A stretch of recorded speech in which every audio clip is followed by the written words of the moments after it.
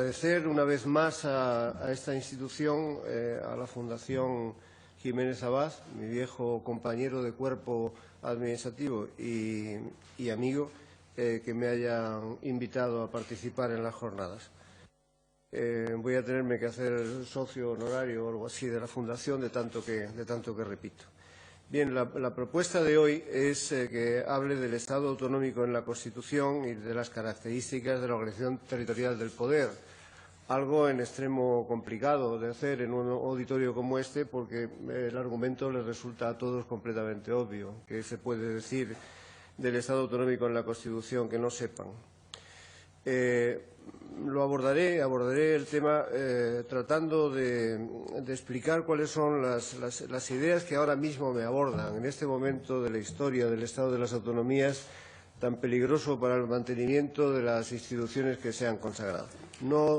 No corren buenos tiempos para el Estado de las Autonomías, me parece, porque a menos que se cuide mucho, estamos en una época en que una parte de las responsabilidades de la crisis económica se quieren descargar sobre el Estado de las Autonomías, y la consecuencia puede ser que se traten de revisar en esas continuas modificaciones del sistema que se están operando cada viernes, se intenten descargar sobre el modelo establecido algunas consecuencias y se produzcan reformas quizá no demasiado pensadas o precipitadas.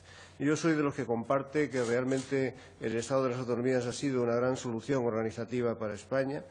Me parece que en términos generales los resultados de las gestiones de los responsables autonómicos han sido provechosas para sus respectivos territorios. Y, sin duda, también soy de los que creen que 30 años de historia son muchos años para que no haya absolutamente nada que retocar ni que reformar. A estas alturas del tiempo hay que volver a pensar sobre el modelo y ver cuáles son las cosas que no han funcionado suficientemente bien para tratar de modificarlas y mejorarlas. Pero, dicho esto, trataré de responder lo más exactamente a lo que se me ha pedido, las características de la organización territorial del poder en la Constitución. Yo creo que lo más característico de la organización territorial del poder en la Constitución de 1978 es pura y simplemente que no existió ningún modelo. Si se busca en un sentido convencional cuál es el modelo de Estado autonómico que diseñó el constituyente, la respuesta más adecuada desde un punto de vista técnico es decir, no existió. No había ningún modelo. Los constituyentes no tuvieron en la cabeza ningún modelo. Si por modelo se entiende tomar alguna de las experiencias comparadas de estados descentralizados que han funcionado razonablemente bien, o estudiar qué es lo que más convenía históricamente a España para aplicar unos u otros esquemas, los comparados o los históricos, y hacer de esa centralización secular que teníamos en España un modelo completamente distinto, ajustado a ideas bien estudiadas y preconcebidas. Ni nadie estudió seriamente en 1978 qué es lo que había de hacer con el Estado centralizado y cómo transformarlo. Me parece que es más justo decir, aunque la experiencia haya salido bien, que aquel título 8 de la Constitución se compuso sin pensar demasiado en sus consecuencias y ni siquiera sin saber exactamente la significación de buena parte de los preceptos que se incluyeron en el mismo. Y, desde luego, sin haber hecho un análisis de las experiencias comparadas para elegir entre ellas la que nos resultara más útil. No solo es que no había un modelo de Estado, sino que yo creo que entonces tampoco había ningún proyecto de modelo de Estado. No había un diseño perfectamente predeterminado del que hubiera que deducir una conclusión necesaria. Se buscara algo que, no estando definido al principio, se pudiera alcanzar con una determinada práctica.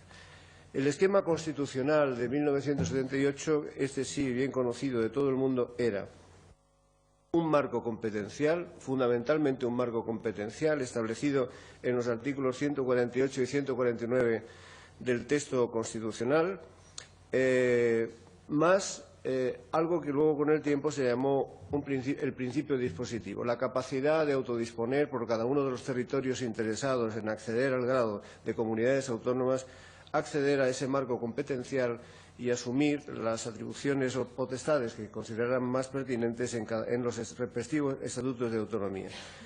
Es de destacar, porque resulta significativo, que poco hay en la Constitución dicho respecto de la organización interna de las comunidades autónomas. Poco hay dicho, lo más sustancial apenas está insinuado. Se habla casi de pasada de la existencia de una asamblea legislativa y de un gobierno que no se sabe realmente si es una organización imperativa que tenga que existir en todas las comunidades autónomas o no. Recuerdo que recordarán todos que cuando se constituyeron las primeras comunidades autónomas era cuestión debatida si la Asamblea Legislativa tenía que generalizarse o no, y también cuáles serían las atribuciones de las asambleas legislativas, que no necesariamente consistirían en el ejercicio de la función legislativa, e incluso no había una mayoría de intérpretes que pensaban que la Asamblea Legislativa podría hacer cosas distintas de la función legislativa y podría asumir estrictamente posiciones de control del Gobierno, por ejemplo. Había poco, sobre organización interna, no mucho sobre articulación de las competencias entre el Estado y esas nuevas instancias territoriales. No había una definición de cómo se ensamblaba ese modelo una vez establecidas las comunidades autónomas y ni siquiera había una clara delimitación, como acabo de decir, de la clase de poderes que podían tener las comunidades autónomas, la existencia o no en cada uno de esos territorios de poderes legislativos. El esquema constitucional era fundamentalmente, se caracterizaba por una sustancial indefinición. De esto se ha hablado mil veces y se ha calificado de mil formas distintas, desde la desconstitucionalización del modelo, para unos, la no asunción de ningún esquema constitucional semejante, la singularidad del caso español, la construcción a través de los estatutos de autonomía, etcétera. De modo que yo comparto, como ha dicho al principio Tudela, que realmente la construcción del Estado de las autonomías ha sido inicialmente una construcción doctrinal. Digamos, el esquema técnico de funcionamiento del Estado de las autonomías es algo que España debe a los juristas fundamentalmente, a los juristas del Parlamento de Aragón, que aprendieron bien cómo funcionaba, y a la comunidad de los juristas, integrada no solo por los juristas universitarios, sino por los tribunales igualmente, que asumieron con la necesidad de crear un esquema de principios, de valores, de instrumentos, de ideas sobre las que sostener lo que el título octavo de la Constitución decía. Y si de esa construcción doctrinal hecha en los años posteriores hubiera que subrayar algo que caracterizara y que sirviera ahora sí para definir un modelo, destacaría yo, entre muchos rasgos que podrían subrayarse, tres. Inventó la doctrina algo que nos hemos habituado a un vocablo, un concepto que nos hemos habituado a manejar, que es el principio dispositivo en materia de autonomías, un concepto central de nuestro modelo autonómico que no existe en otros modelos comparados, que no es propio de los Estados federales, tampoco de los Estados regionales, y cuya sustancia es que corresponde a los territorios interesados en transformarse en comunidades autónomas, decidir el quantum y la calidad del poder que asumen dentro del marco que la Constitución establece. En segundo lugar, forma parte de ese modelo, de la construcción doctrinal de ese modelo, el reconocimiento y universalización de las competencias legislativas a todas las comunidades autónomas. He dicho hace un momento y reitero que en 1978 ni los padres constituyentes ni la doctrina estaban de acuerdo en que todas las comunidades autónomas tuvieran que tener potestades legislativas. Más bien se pensaba que había una diferenciación entre comunidades autónomas basada en este rasgo. Unas tendrían parlamentos con capacidad para dictar leyes y otras no. Y fue un ejercicio doctrinal esencialmente. A lo mejor tiene alguna responsabilidad aquella pequeña monografía que escribí yo en el año 79, antes del derecho público de las comunidades autónomas, donde defendía que realmente en la Constitución no había base para sostener esa diferenciación y que dependía del principio dispositivo, justamente, que cada comunidad autónoma en sus estatutos se atribuyera la función de legislar o no. Pero el modelo se consolidó en cada uno de los estatutos de autonomía, reconociendo a todas las comunidades autónomas, a las respectivas comunidades autónomas, competencias legislativas del mismo grado, del mismo nivel, con las mismas características, con la misma posición en relación con la legislación del Estado. Y el tercer rasgo, insisto que por destacar los que me parecen más relevantes, ha sido la judicialización de los conflictos.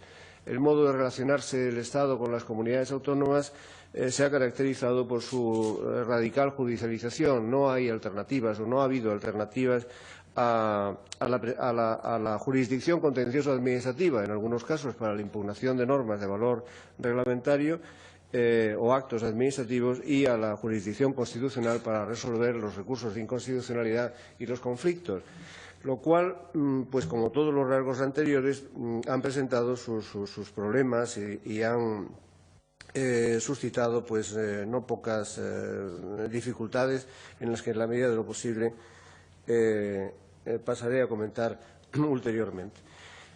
La estructura del Estado, así tan indefinida en la Constitución, produjo en los años inmediatos, en el año 80, en el año 81, sobre todo en el año 81, después de lo que ocurrió en febrero, pues una enorme perplejidad a la propia clase política, que había producido una Constitución cuyos mecanismos de funcionamiento, un título octavo cuyos mecanismos de funcionamiento pura y simplemente no conocía. Habían puesto en funcionamiento un modelo de Estado, habían lanzado un modelo de Estado cuyo mecánica realmente no sabían, cuyos mecanismos, cuyos engranajes le resultaban casi por completo desconocidos. Puede decirse esto a esta altura del tiempo con absoluta sinceridad y por una persona que ha estado muy próxima siempre a esos lugares donde estos problemas se han suscitado. Había gran perplejidad con el título octavo. Esa perplejidad aumentó después de febrero del 81 y fue lo que dio lugar a la constitución de la Comisión de Expertos, en la que yo tuve también el honor de participar y de redactar aquel informe, que es de mi puño y letra entero, porque fui ponente en aquella ocasión para la comisión que se constituyó.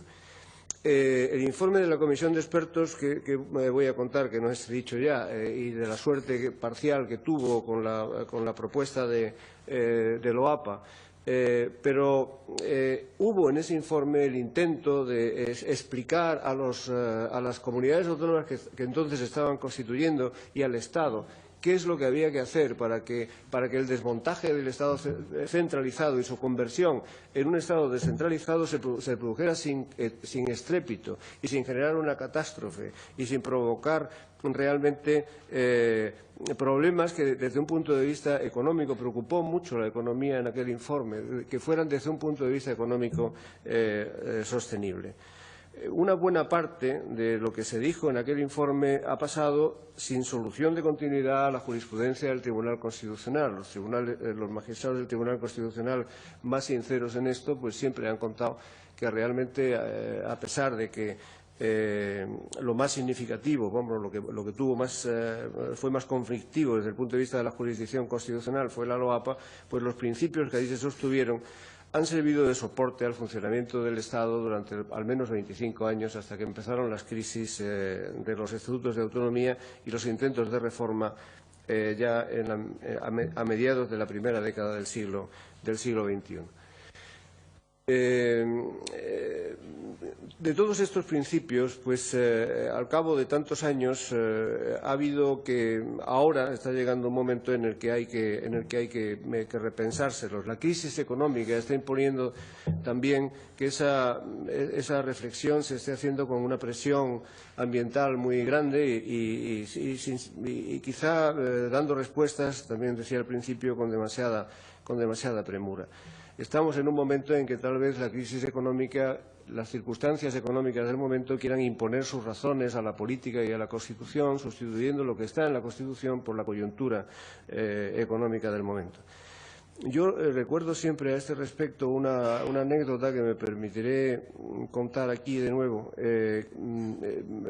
acontecida en una sesión, en una reunión que celebraban fundamentalmente, porque eran economistas, todos muy bien formados, procedentes de las escuelas de Chicago y las grandes escuelas norteamericanas de economistas, que estaban reunidos en el Pazo de Mariñán, en el marco de los cursos de la Universidad Menéndez Pelayo, que esa era una de sus sedes, y allí había un economista norteamericano y hablaban algunos economistas norteamericanos y hablaban del título octavo de la Constitución. Yo recuerdo que era, afortunadamente para mí, pues el único jurista presente en aquellos debates.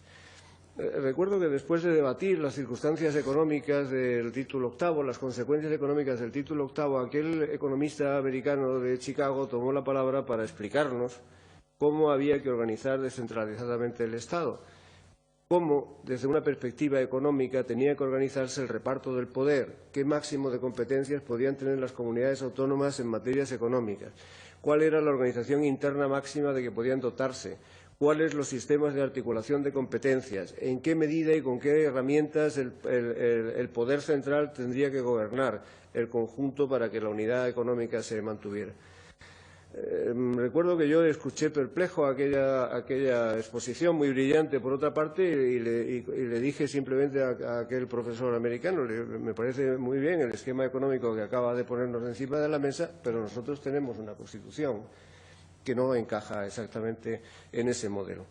Lo recuerdo para decir ahora, en esa coyuntura económica, que en efecto tenemos muchos problemas desde el punto de vista económico, pero nosotros tenemos una Constitución y realmente no podemos inclinar la Constitución a la coyuntura, sin perjuicio de que también es necesario reflexionar en serio sobre muchas cosas que están posiblemente necesitadas de mejora, como es natural, después de tantos años de aplicación.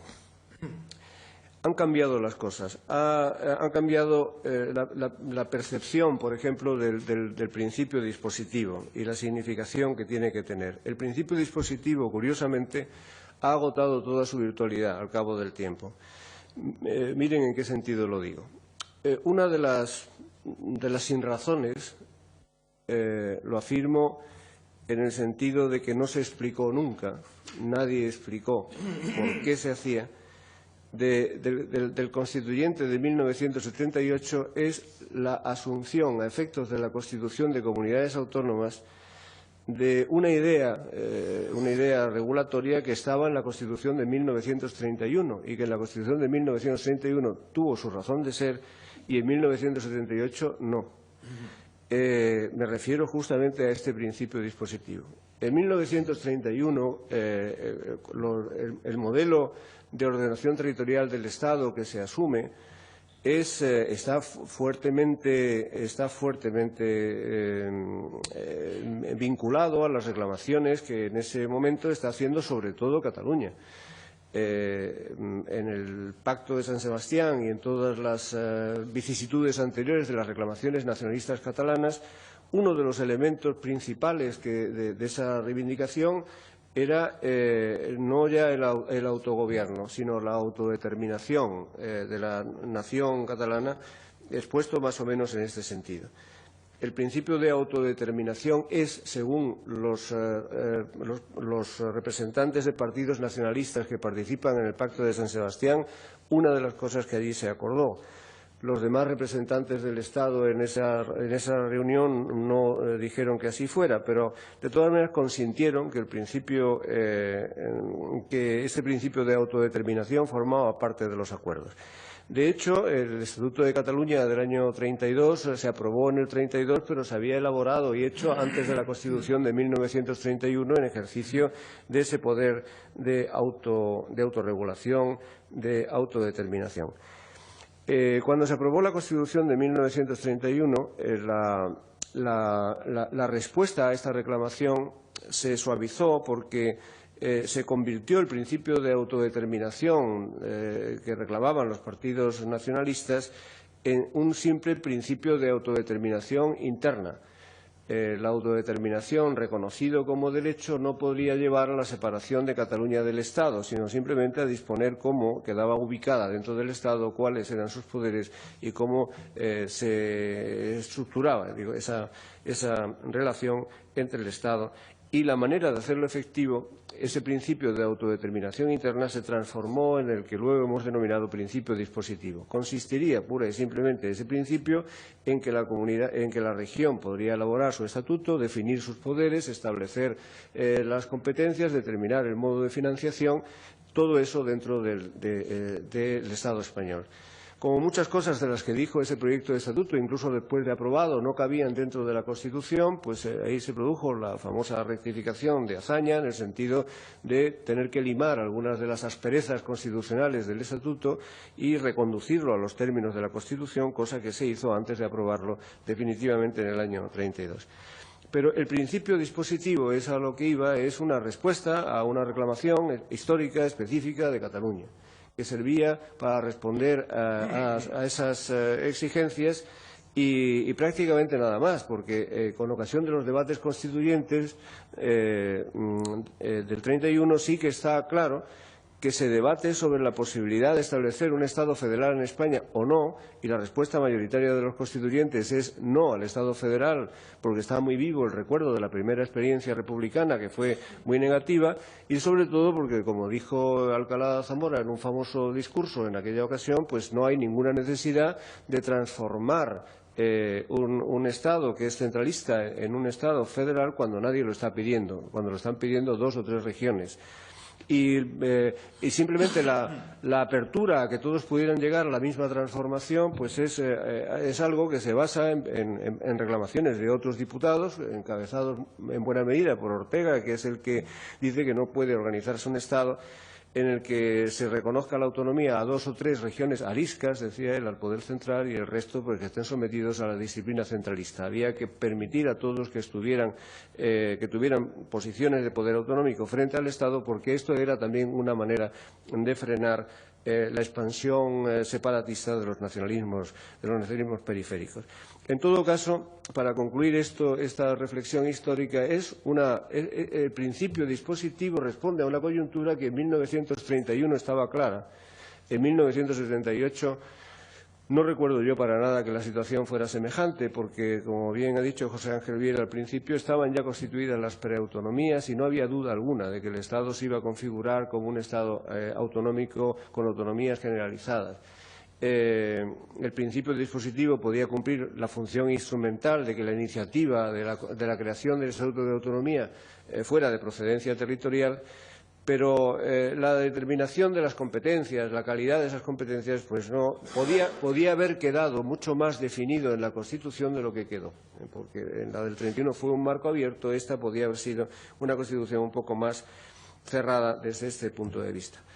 Pero es curioso que en el entendimiento del principio dispositivo ha radicado una de las quiebras más importantes, de las inseguridades más importantes del modelo, porque todos recordarán que uno de los efectos del principio dispositivo, entendido en el sentido más primario, es que el grado de la autonomía que corresponde a cada comunidad autónoma depende de su propia voluntad de decisión. Por tanto, en base a esa voluntad se aprueba el Estatuto, cuyo contenido depende de la iniciativa territorial principalmente. Y una vez aprobado el Estatuto, se modifica tantas veces como la comunidad autónoma quiera, de modo que de ahí ha derivado la famosa y muy generalizada afirmación de que el sistema autonómico, las autonomías no tienen techo competencial y que nuestro sistema constitucional no es un sistema cerrado, sino abierto y continuamente puesto en discusión. En base a esa premisa, se pusieron en marcha los procesos de reforma de los estatutos a partir del Estatuto Político Vasco, pero fundamentalmente el modelo de reforma catalán que dio lugar al Estatuto de 2006, puesto que el principio dispositivo permite acrecer competencias de un modo indefinido, hagamos un nuevo estatuto que ensanche y cree mayores competencias y defina de una manera distinta los poderes. Eso era la consecuencia final de la inexistencia de techo, del principio dispositivo, de la circunstancia de que no estuviera cerrado el modelo. Bien, sin embargo, este segundo empujón, lo que se ha dado en llamar la segunda generación de estatutos, sobre todo el Estatuto de Cataluña, han venido a demostrar, esa misma iniciativa, ha venido a demostrar que no es verdad que el sistema de autonomías en España sea un sistema permanentemente abierto y no es verdad que el principio dispositivo permita revisar el sistema de modo indefinido tantas veces como se quiera y sin límite. ¿Por qué? Pues porque el Estatuto de 2006 partía de un criterio técnico que explicará, como veo en estas sesiones, Carles Viver mucho mejor de lo que lo puedo yo hacer. Partía del criterio de que el Estatuto de Autonomía es algo diferente de la Constitución de un Estado federal. Es una ley orgánica del Estado, además de la norma institucional básica de las comunidades autónomas. Y en tanto que ley orgánica del Estado puede disponer sobre el Estado mismo y puede, por tanto, establecer regulaciones que en la Constitución están confiadas a las leyes orgánicas.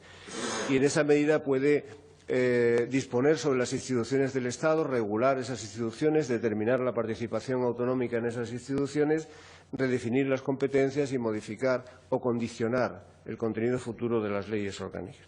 Bien, esto es lo que ha sido desautorizado fundamentalmente por la sentencia del Tribunal Constitucional de 2010, que ha vuelto a establecer las diferencias y dicho que un Estatuto de Autonomía no es una ley orgánica ni es el lugar normativo para que el Estado disponga sobre su propia estructura o sobre sus propias competencias, por 1000 razones que están explicadas en esa sentencia de modo suficientemente claro. Conclusión. El principio dispositivo tenía aquel origen, se aplicó a la Constitución de 1978 sin que existiera demasiado sentido, ha tenido la funcionalidad y las aplicaciones y consecuencias que hemos visto, pero ha agotado su virtualidad a partir de la sentencia del Tribunal Constitucional de 2010 porque no da más de sí. El juego está hecho. No hay posibilidades de seguir elevando el techo competencial de las comunidades autónomas si no es en cuestiones de detalle. Lo sustancial está dicho. Yo he sostenido, y vuelvo a hacerlo en esta sede, que el Estatuto de Autonomía de Cataluña de 2006 no atribuye a la Generalitat ni una sola competencia más de las que tenía en base al Estatuto de 1979. Lo sostengo porque el crecimiento tendría que ser a costa de las competencias estatales y la articulación de lo estatal autonómico está más que definido, concretado y acotado en la jurisprudencia constitucional, que mientras no cambie, pues esto seguirá siendo así. ¿Qué efectos tiene todo esto para el Estado de las autonomías?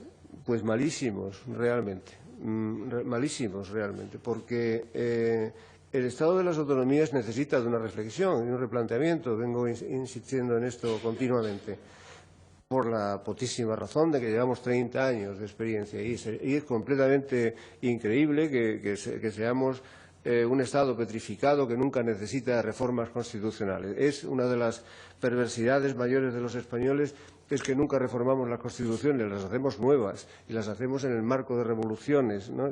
Bueno, así esto no es una costumbre que tendríamos que procurar evitar y adaptar y reformar las constituciones. Y esto después del ensayo catalán de ampliar las competencias, porque políticamente sentían la necesidad de hacerlo y el bloqueo que la sentencia del Tribunal Constitucional ha producido, considerando que además no se abre el camino de la reforma constitucional, porque todos los que tienen que incitarla tienen un miedo cerval a abrir ese procedimiento, pues conduce a que las reformas se estén llevando a cabo de hecho. O si no, a través de un instrumento que no es el idóneo, que es la ley ordinaria.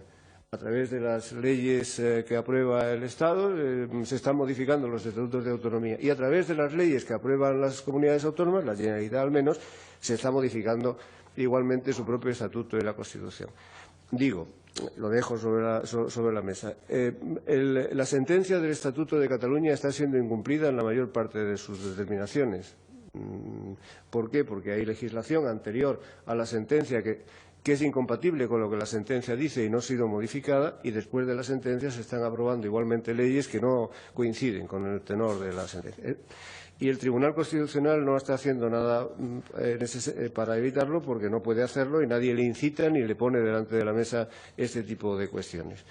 Es decir, que hay una desatención a las sentencias del Tribunal Constitucional creciente. El Tribunal Constitucional, que decía al principio, es uno de los elementos esenciales de ese modelo, la garantía jurisdiccional, pues está atendiendo esa función cada vez con más dificultades. Hay una cierta tendencia al incumplimiento de lo que dicen las sentencias del Tribunal solapada, naturalmente nunca abierta y en un plano de confrontación, y hay igualmente una tendencia a reformar el Estado a través de leyes ordinarias. Esas reformas de los viernes, de las que, si tengo tiempo, hablaré al final. He perdido el horario, ¿no? Bien, el otro elemento caracterizador del Estado eran las competencias legislativas. Aquí no diré mucho, estando además en una sede parlamentaria, ¿no? Pero habría bastante que decir. Realmente habría que plantearse si la abundancia de legislación autonómica y sobre todo su articulación con la legislación estatal está hecha en términos que sean razonables. La producción de tantas normas con rango de ley pone en valor el principio democrático, porque el pueblo, a través de sus representantes, produce las decisiones jurídicas fundamentales o al mismo tiempo que tiene ese efecto, que es indiscutible, produce también otro de acotamiento y de restricción de las garantías de los derechos, porque muchas regulaciones que antes estaban contenidas en programas o normas de carácter administrativo ahora se incorporan a textos de carácter legal que no son impugnables ante los tribunales ordinarios por los ciudadanos. El equilibrio entre una cosa y otra hay que establecerla para determinar que muchas veces, además, la legislación autonómica no tiene sustancia suficiente para justificarse. Son leyes de demostración, leyes modelo, leyes que se dictan porque están en los programas legislativos, pero no añaden realmente un contenido sustantivo digno de ser resaltado.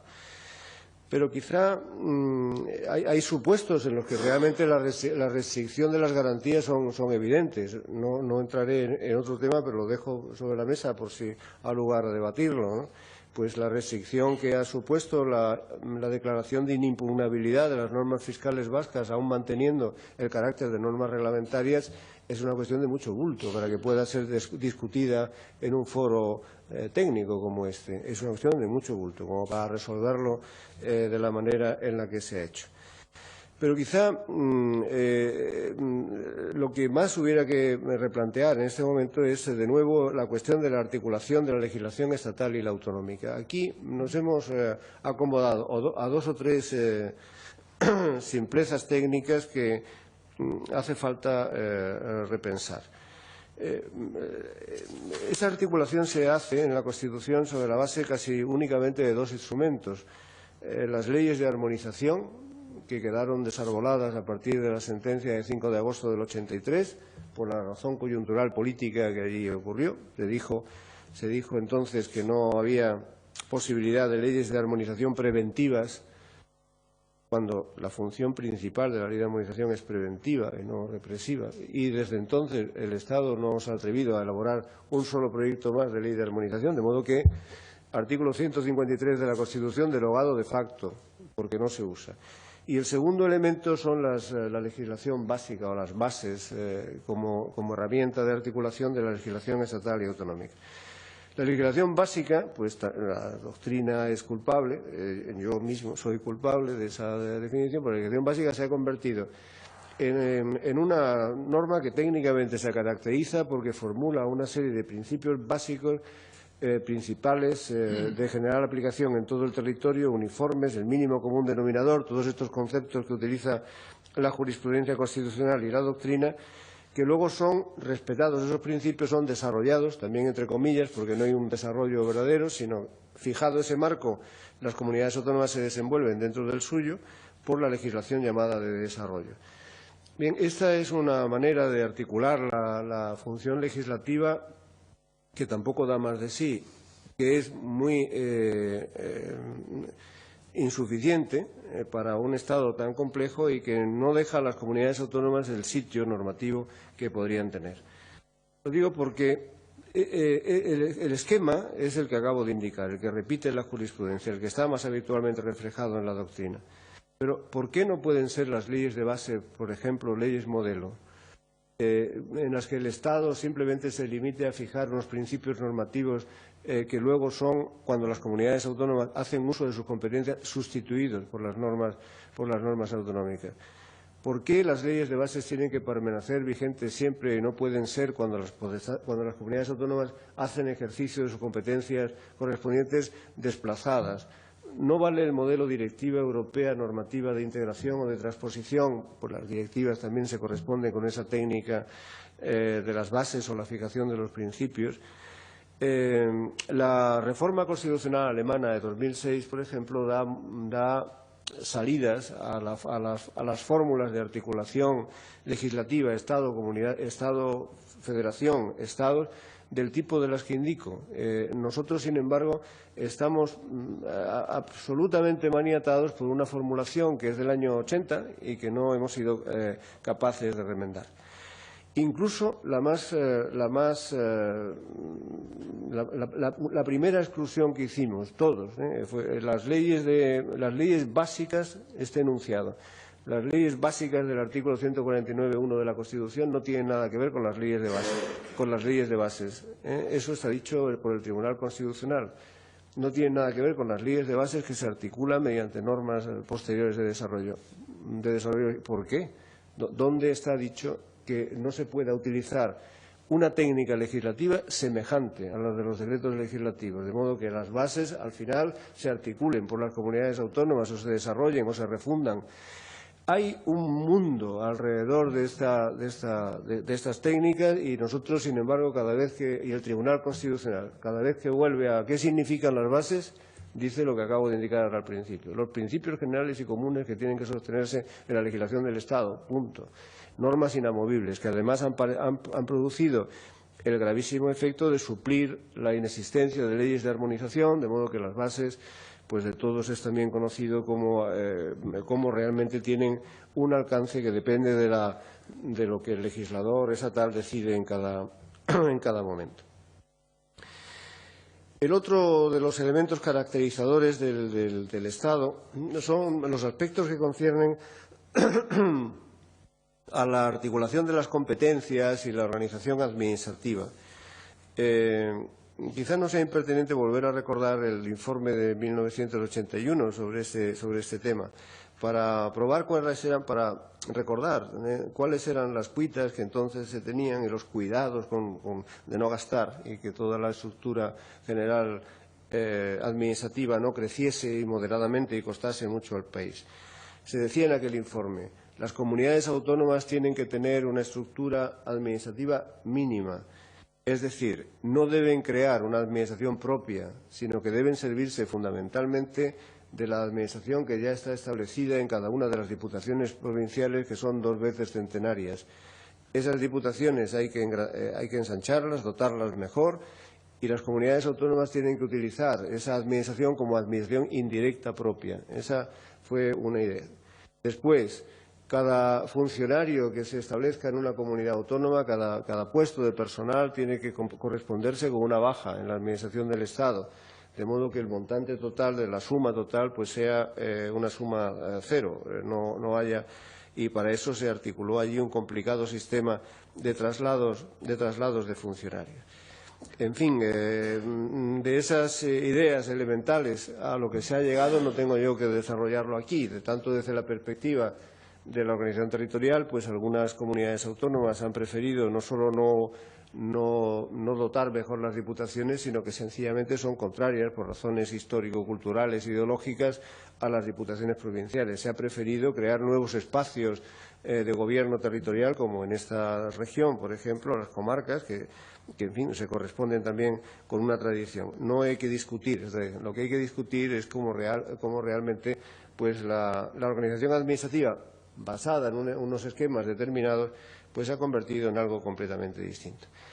Y ahora, claro, la crisis económica también está influyendo en la necesidad de hacer rebajas en todo lo que se había establecido y reducir organismos, lo cual está poniendo de relieve, y con este último bloque de cuestiones voy a ir terminando, está poniendo de relieve realmente lo poco que sabemos de nuestro propio Estado y la necesidad que tenemos de estudiarlo, a pesar de esos 30 años de experiencia. Diré 2 cosas, nada más, en materia de reformas administrativas. Esto de reformar el Estado en viernes, a mí realmente me pone los pelos de punta, porque reformar el Estado es una cosa delicadísima, a la que hay que acercarse. Recordarán algunos un viejo texto de Edmund Burke: hay que acercarse con mano temblorosa, como quien se asoma a las heridas del padre enfermo. Claro, tocar el Estado y tocarlo todos los viernes es una cosa que debería sustituirse realmente por un gran análisis sobre lo que le pasa al Estado y luego irlo aplicando los viernes o los sábados, pero después de un estudio que fuera suficientemente detenido. Dos cosas respecto de estas reformas que revelan, de estas grandes y necesarias reformas. La crítica no tiene que alcanzar al fondo del asunto, algunas veces son indiscutibles, ¿no? Que pueden concernir a lo que estoy tratando esta mañana. La refundición de los organismos reguladores de la economía. Es uno de los anteproyectos estrella que se están tramitando. Hombre, la refundición de los organismos reguladores de la economía tiene dos razones de ser. Una funcional, administrativa y jurídica y otra política, ¿no? Más inconfesable. Los políticos de la sala lo entienden mejor que yo. Todos los organismos reguladores o comisiones reguladoras que se ha encontrado el nuevo Gobierno pues tenían directivos y consejeros designados por el anterior. Esas comisiones reguladoras son decisivas para hacer políticas económicas unitarias y, en fin, si se reestructura todo esto y donde había 5 consejos se constituye uno solo y a los nuevos 9 consejeros los designa el nuevo Gobierno, pues el control sobre esas instancias es más fácil. Esa es la razón, el sustrato político de fondo que puede haber aquí, ¿no? Pero desde el punto de vista técnico, jurídico, administrativo, que es el que a mí me concierne. Se reestructuran esas comisiones, hay un proyecto de reestructuración en el que se refunden casi todas las comisiones reguladoras importantes, salvo las del sector financiero, que quedan aparte por determinación, sobre todo comunitaria, y se integran incluso con la Comisión de la Competencia. La Comisión Nacional de la Competencia. Bueno, regulación no es lo mismo que Comisión Nacional de la Competencia. Regulación no es lo mismo que competencia. Ni es la misma función, ni es fácil acumular todo esto en un mismo organismo. Pero aparte de esa posible crítica, las comisiones independientes se han constituido en España, las comisiones reguladoras de la economía se han constituido para ser independientes, lo que significa que tienen que estar separadas del Gobierno, para eso se crean esos establecimientos, y por ser entidades especializadas, por estar nutridas de técnicos que saben de cosas que no se saben en general en los ministerios. Bien, si esa refundición implica una redistribución de las funciones entre las comisiones y los ministerios de que dependen, de modo que el beneficio final lo saca el ministerio, que recupera muchas competencias que antes estaban en sede de las comisiones en cuestión, pues los dos criterios, independencia y especialización, padecen sin ninguna duda. Pero la consideración principal que quería hacer concierne al Estado, a la idoneidad misma de la refundición. La economía de escala que se invoca como razón para refundir, habrá menos funcionarios, habrá menos consejeros, menos funcionarios no necesariamente, porque esa macro entidad reguladora tendrá que servirse del mismo personal, también personal muy especializado, en algunos casos como el de la Comisión Nacional de la Energía, que ha costado, o el de Telecomunicaciones, que ha costado, por otra parte, mucho tiempo formar. Pues bien, esa idea de la economía de escala ha sido planteada en todos los países que tienen entidades de este tipo. Dice el preámbulo de esta disposición que se imita aquí el modelo de otros Estados europeos. No es cierta esa afirmación, porque en otros Estados europeos se han mantenido las comisiones sectoriales en esos segmentos importantes y no se han constituido comisiones multisectoriales. Pero lo más llamativo es que el establecimiento de una comisión reguladora multisectorial o sectorial se ha hecho depender en todos los modelos comparados del alcance territorial de las competencias que tiene esa comisión. En el modelo federal estadounidense, todas las comisiones federales son sectoriales y existen, sin embargo, comisiones multisectoriales en los Estados miembros. Se puede agrupar por el grado de responsabilidades y el alcance territorial. El mercado regulado es más pequeño en cada uno de esos estados. Muy bien, en nuestro caso estamos afrontando la situación de que se va a constituir una macrocomisión multisectorial a escala estatal sin que pueda ponerse en cuestión que todos los estatutos de autonomía de nueva generación han consagrado la existencia de comisiones sectoriales en cada una de las comunidades autónomas, donde existe la Comisión Nacional del Audiovisual, la Comisión del Juego u otras comisiones reguladoras de carácter sectorial. al revés de cómo es el modelo teórico. En fin, otra de las reformas de los viernes, la más importante de todas, la que ahora estamos todos los días temblando al oírla invocar, es la Ley de Estabilidad Presupuestaria, que es un ejemplo de cómo realmente, al final, después de tantos años, ni siquiera sabemos bien cómo funciona el Estado o cómo puede funcionar el Estado de las autonomías. En esa ley tan evidentemente necesaria desde un punto de vista económico, ¿no?, tan razonable en cuanto a sus propuestas, pues al final se plantea el problema tan reiterado de cómo hacer para que las leyes del Estado, una vez que están formuladas, sean cumplidas. Bueno, este es un problema de hace 30 años, pero aquí ha hecho falta hacer una demostración escrita de cómo, si el Estado quiere, sus normas se cumplen, para que lo vean en las instancias comunitarias y lo vean los mercados. El Estado español, pese a las autonomías, tiene ahí unos mecanismos que hace cumplir sus programas económicos y sus leyes si quiere. Y para eso, pues, en fin, acaba invocándose como herramientas de aplicación de la legalidad estatal y los programas estatales, acaba invocándose el artículo 155 de la Constitución.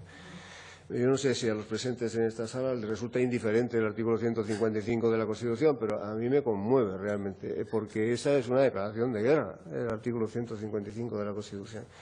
El artículo 155 de la Constitución, bueno, tiene una pequeña historia que no estará de más recordar. De las pocas referencias que hay en el debate constituyente a de dónde vienen las cosas y por qué, en el debate sobre el artículo 155 hay una referencia de Miguel Roca que dice: este precepto procede del artículo 37 de la Ley Fundamental de Bonn y lo hemos traído aquí porque en los Estados federales siempre tiene que haber una cláusula de este tipo. Bueno, y así es, en todos los Estados federales y más en esos que existe una cláusula de ese tipo, que en el caso alemán pues no solo estaba en la Ley Fundamental de Bonn, artículo 37, sino que estaba en la Constitución de Weimar, en la Constitución Imperial de 1871 y hasta en el Acta de Viena. De ahí es el origen de ese precepto, que está establecido para el supuesto de que haya un levantamiento o un incumplimiento masivo por las comunidades autónomas de sus deberes, pues aplicarle la coacción federal, ¿no? Dos cosas me conmueven de esa invocación, entre otras, pero las más principales son: realmente alguien ha concebido la idea de que el Estado, ante un incumplimiento de una comunidad autónoma, puede intervenirla, como se dice ahora, intervenirla. No se sabe muy bien en qué consiste la intervención, pero intervenirla, puede intervenirla. Es decir, el Gobierno del Estado puede unilateralmente declarar que hay un incumplimiento.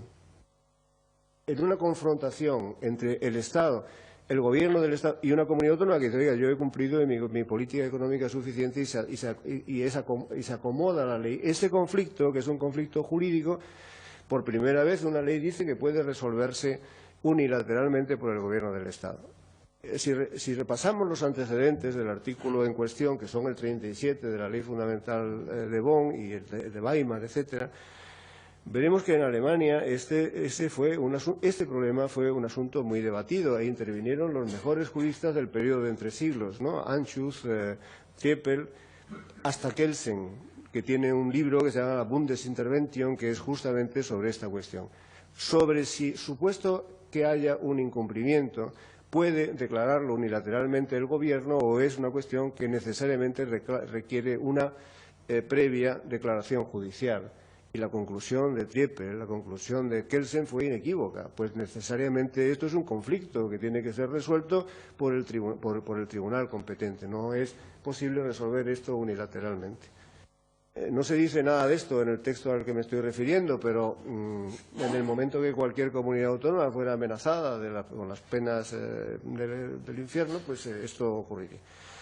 Y segundo, porque la segunda cosa que me conmueve es que realmente los ejemplos de aplicación, los ejemplos históricos de aplicación de ese tipo de medidas, pues no tienen absolutamente nada que ver con lo que con la coyuntura económica y con el problema que aquí nos traemos. En la experiencia constitucional alemana se han utilizado 6 o 7 veces las competencias de intervención, siempre en casos de absoluta emergencia. El más llamativo de todas las veces que se utilizó el precepto que estoy refiriendo, pues fue con ocasión del golpe de Estado Hindenburg von Papen, con ocasión de la asunción de los poderes en Baviera, que fue ya la apertura a lo que vendría después en Alemania. Ese fue un supuesto de aplicación de la cláusula de intervención que luego fue al Tribunal Constitucional Federal y que legitimó en aquel caso concreto en una sentencia de ingrato recuerdo el Tribunal Constitucional Federal. En España ha habido una sola ocasión histórica en la que se ha empleado realmente este precepto, y en una coyuntura constitucional, digo, por cierto, en la que el precepto no existía, porque la Constitución del 31 no tenía su 155 correspondiente. Pero fue la respuesta a la declaración de Companys de que del Estado federal, del Estado catalán en el marco de la Federación Española del año 34, que fue respondida por la Ley de enero-febrero del 35 por el Gobierno en el sentido de suspender la autonomía catalana y recuperar todas las competencias. Asunto que es lo que se olvida, que finalmente acabó en el Tribunal de Garantías Constitucionales, que produjo una sentencia diciendo que no había base en la Constitución para una medida de ese tipo y, por tanto, anuló la ley del 35, ya tardíamente y en mala hora. Pero estos son los conflictos comparados e históricos que nos permiten hacer un análisis de lo que está ocurriendo.